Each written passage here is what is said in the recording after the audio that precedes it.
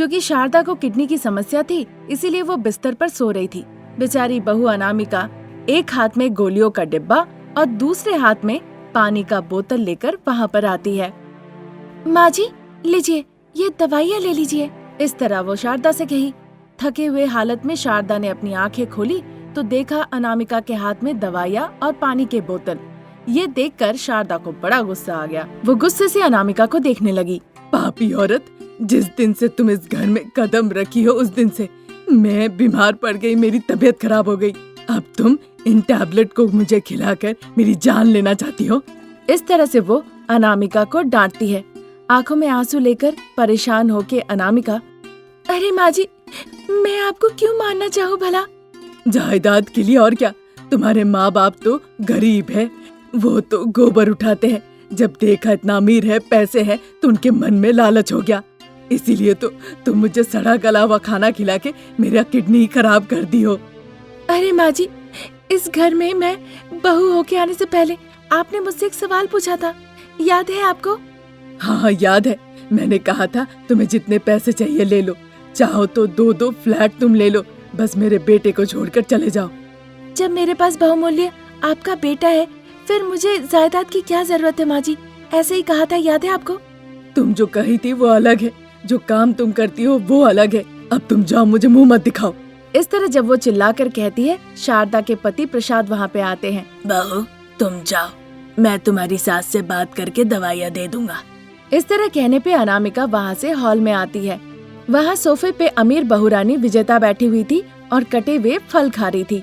चूँकि अनामिका ने उसे देखकर जवाब नहीं दिया और सीधा किचन में चली गई, तो मजाक उड़ाते हुए, हेलो गरीब बहुरानी, तुम्हारा आज का कोटा सासू माँ ने पूरा कर दिया क्या? कहकर वो हंसती है।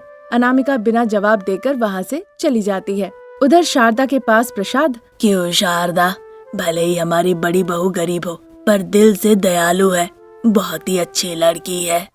तुम्हारी छोटी बहू जिसे महान कहती हो, उसे कोई मतलब नहीं, एक बार आके देखती भी नहीं, एक बार दवाई भी दे सकती है, कम से कम पूछ तो सकती है कि सासू माँ खाना खाए कि नहीं।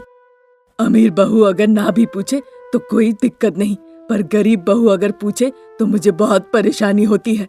हाँ शारदा, क्योंकि अमीर बहू रानी को तुम अपने से पसंद करके घर पे ले आई हो, लेकिन गरीब बहू रानी को रमेश खुद पसंद करके घर पे लेकर आया है, इसीलिए वो तुम्हें पसंद नहीं। पर तुम्हारे मन में इंसानियत बोल के भी कुछ होनी चाहिए। ये कहकर शारदा को दवाइयाँ देकर प्रसाद वहाँ से चले जाते हैं। उधर प्रसाद के दोनों बेटे रमेश और विघ्नेश कार से जा रहे होते हैं। वो दोनों माँ की किडनी की समस्या के बारे में चर्चा करते हैं और बहुत ज्यादा परेशान हो जाते हैं। इतनी कोशिश के बाद भी हमें किडनी डोनर कोई मिल ही नहीं रहा है यहाँ। अब माँ को बचाना बहुत मुश्किल लग रहा है। इसीलिए विघ्नेश, मैंने एक फैसला लिया है। इसीलिए तुम माँ को किडनी देना चाहते हो? तुम जब डॉक्टर से बात कर रहे थे मैंने सुन लिया था भैया। और कोई चारा भी नहीं है भाई, तुम ये बात माँ से मत कह देना। इस तरह कहने पे विघ्नेश चुप हो जाता है। रमेश गाड़ी चलाने लगता है। 3 दिनों के बाद शारदा अस्पताल के बिस्तर पे लेटी हुई होती है। शारदा के पास पति प्रसाद, छोटा बेटा विघ्नेश और अमीर बहू रानी विजेता थी।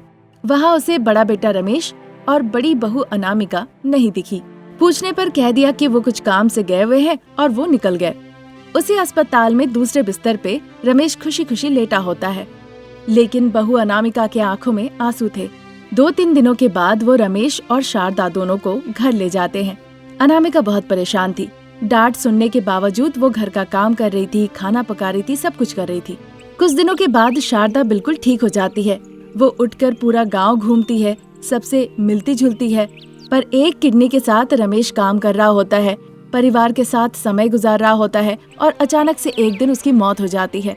उसके शव के पास बैठकर शारदा, प्रसाद, विघ्नेश आंसू बहा रहे होते हैं, लेकिन उधर अनामिका और विजेता दोनों ही बाथरूम में जाके उल्टी कर रही होती है। वो समझ जाती है कि अब वो माँ बनने वाली है। अनामिका को समझ नहीं आ रहा था कि वो क्या करेगी। वो अपने पति के शव के पास आकर जोर जोर से रोने लगती है। फिर रमेश का अंतिम संस्कार किया जाता है।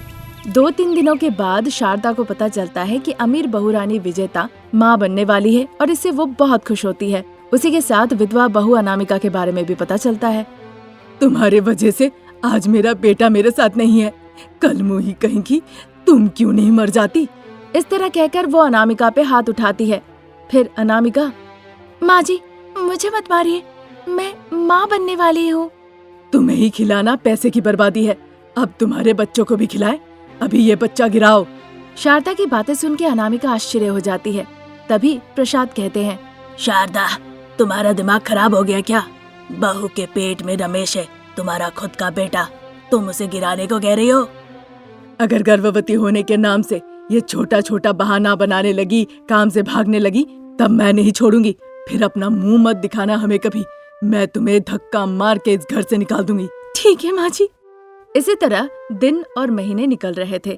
अनामिका अब पूर्ण गर्भवती हो जाती है, पर शारदा को अनामिका पर कोई दया नहीं थी। उसे खाना पकवाना, डांटना, घर का सारा काम वो उसी से करवाती थी, और अगर बाहर जाते वक्त अनामिका सामने आ गई उसे मारती भी थी। उधर अमीर बहुरानी विजेता को वो सोफा पे बैठा के तरह तरह के मिठाइयाँ, फल, जूस बड़े ही प्यार से खिलाया करती थी। फिर एक दिन बड़े ही धूमधाम से विजेता का गोद भराई का रस्म की जाती है। ये बात अनामिका को बहुत बुरा लगता है, इसीलिए उसे बैठाकर फल, मिठाई दे देती है। लेकिन प्रसाद और विघ्नेश को ये अच्छा नहीं लगता। एक दिन जब शारदा अपने बिस्तर पर बैठ के दीवार पे टंगी हुई रमेश की तस्वीर देखकर रो रही होती है, तभी प्रसाद और विघ्नेश उस कमरे में आते हैं। माँ होने के नाते बेटे के लिए प्यार होना जायज बात है, लेकिन गर्भवती बहू के साथ ऐसा बर्ताव करना ठीक नहीं है। अनामिका बहू नहीं है, चुड़ैल है जिसने मेरे बेटे को खा लिया। माँ, भाभी के बारे में कुछ जाने बिना ही इस तरह मत कहो। फिर विघ्नेश बताता है कि रमेश ने किस तरह से उसे किडनी डोनेट किया। बहू ने बड़प्पन दिखाते हुए किस तरह से इस बात को स्वीकार लिया। सुनकर शारदा रोने लगती है। फिर वो विधवा बहू के पास आकर उसे प्यार से चूमने लगती है। शारदा अनामिका को बहुत प्यार करती है। मुझे माफ कर देना बहू, अभी पता चला कि मेरे बेटे ने कितनी बड़ी कुर्बानी दी है। अब से तुम मेरी बेटी जैसी हो। तब से शारदा अपनी दोनों बहुओं को बहुत ही स्नेह और प्यार से देखभाल करने लगती है। अपने लंबे बालों को शीशे के सामने खड़े होकर देखते हुए बहू अनामिका कहती है, जो भी मेरे लंबे बालों को देखेगा वो कहेगा, अरे वाह रे वाह अनामिका। इस तरह कहकर उत्साहित होती है। तभी बिस्तर पर रखा सेलफोन बज उठता है और उसका चेहरा बन जाता है। अफ़ो, ये लोग ना एक पल के लिए मुझे अपने लंबे बालों को ठीक से देखने तक नहीं देते हैं। जैसे मैं शीशे के सामने खड़े होकर अपने बालों को देखती हूँ, वैसे ही मेरी सासू माँ फोन कर देती है किसी न किसी काम के बहाने। मुझे बड़ा गुस्सा आता है, पर चूंकि वो मेरी सासू माँ है तो गुस्सा निगलना पड़ जाता है। गुस्से से वो बिस्तर के पास आती है। फिर फोन उठाकर वो कहने लगती है, बोलो मालिनी, तुम्हारे गांव में तुम्हारे अलावा किसी और का लंबा बाल है क्या? मेरे गांव में सिर्फ मेरे ही लंबे बाल है और किसी के नहीं है। लेकिन क्या हुआ? अगर नहीं है तो छोड़ना नहीं, और ध्यान रखना किसी का लंबा बाल होना नहीं चाहिए, तब तुम गिनीज बुक में अपना वर्ल्ड रिकॉर्ड दर्ज करा सकती हो। मैं गिनीज बुक में जाऊंगी? क्या वो किताब इतनी बड़ी है? हाँ Anamika, Guinness book international book है जिसमें पूरे दुनिया भर के रिकॉर्ड्स दर्ज किए गए हैं। इसमें मनुष्य की उपलब्धियां दर्ज की जाती है, साथ ही साथ प्रकृति के चमत्कार भी दर्ज किए जाते हैं। दुनिया का सबसे लंबा केचुआ का रिकॉर्ड, उसके साथ साथ अब तो ये भी दर्ज किया जाएगा कि अनामिका जिसके बाल सबसे लंबे हैं, तुम्हारा नाम भी Guinness book of world record में आएगा। ये बात सुनकर अनामिका बहुत खुश होती है। फिर उस किताब तक हम कैसे जाएं? तुमको जाना नहीं है, वो खुद ही आ जाएंगे। बस तुम इस बात का ख्याल रखना कि तुम्हारे गांव में तुमसे ज्यादा लंबे बाल किसी के ना हो। वो मैं देख लूंगी, पर तुम ख्याल रखना कि मेरा नाम गिनीज बुक में जरूर हो।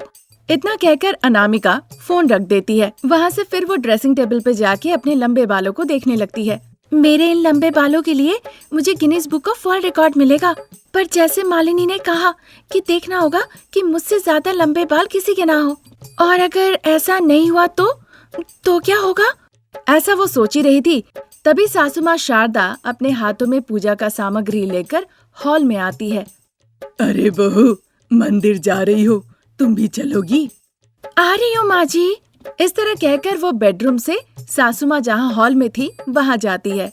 लंबे बालों वाली बहू अनामिका बड़े ही स्टाइल से एक हाथ से अपने लंबे बालों को पकड़ती है और चल के आगे जाती है और सासू माँ शारदा उसके बगल में पूजा का सामान लेके चल रही होती है। जो भी उनके बगल से गुजर के जाते हैं वो अनामिका के लंबे बालों को देखकर जलने लगते हैं। वो अनामिका को मन ही मन बहुत कोसते हैं, पर अनामिका उनकी बातें सुनकर हंसती है और आगे बढ़ जाती है। चाहे तुम लोग मुझे कितना भी कोस लो, कुछ फर्क नहीं पड़ेगा। किसी की कोई नजर नहीं लगने वाली है मुझे। पर अगर मुझे गिनीज वर्ल्ड रिकॉर्ड में नाम दर्ज कराना है तो ध्यान रखना है कि किसी के भी मेरे जैसे लंबे बाल ना हो और ना ही किसी को लंबे बाल करने का ख्याल भी मन में आए। इस तरह सोचते हुए वो मंदिर जाती है। सासू माँ शारदा भी साथ जाती है। दोनों जाके मंदिर में माँ दुर्गा को प्रणाम करती है। भले ही वो बाहर से देवी माँ को प्रणाम कर रही होती है, पर अनामिका मन ही मन यही सोच रही होती है कि गांव वालों को वो लंबे बाल करने से कैसे रोके। तब तक पंडित जी आरती लेके आते हैं। सास बहू दोनों आरती लेती है। फिर मंदिर प्रांगण में आकर एक जगह वो दोनों बैठती है। तभी अनामिका के दिमाग में एक तरकीब आती है और वो सोचकर हंसने लगती है। क्या बात है बहू, तुम मन ही मन हंस रही हो? माँ जी, मालिनी कल फोन करके बता रही थी कि मैं Guinness book of world record में जा सकती हूँ अपने लंबे बालों के लिए। बस ध्यान रखना है कि मुझसे ज्यादा लंबे बाल गांव वालों के ना हो। ऐसा क्या? पर लोग बाल उगाना क्यों बंद कर देंगे? और अगर वो नहीं बढ़ाए उसके लिए हम क्या कर सकते हैं? टकला कर देंगे माँ जी। पागल हो गई हो क्या बहू? चाहे कुछ भी सोच लीजिए आप माँ जी, अगर लंबे बालों वाली बहू का नाम Guinness book of world record में दर्ज होता है फिर तो आपका भी नाम अच्छी सासू माँ के तौर पे आएगा ना। लोग सर मुड़वाना क्यों चाहेंगे बहू, बताओ? उसके लिए पैसे देंगे अम्मा जी। अच्छा, तो पूरी संपत्ति अब कपूर की तरह तुम उड़ाने का सोच रही हो? मेरे लिए तो आप करेंगी ना माँ जी। तुम इस तरह से कैसे सोच सकती हो बहू? कुछ भी सोचिए, मुझे फर्क नहीं पड़ता माँ जी, पर मैं Guinness book of world record में जाना चाहती हूँ, इसलिए आप गांव की महिलाओं से बात करेंगी। इस तरह से अनामिका शारदा से वादा करवा लेती है।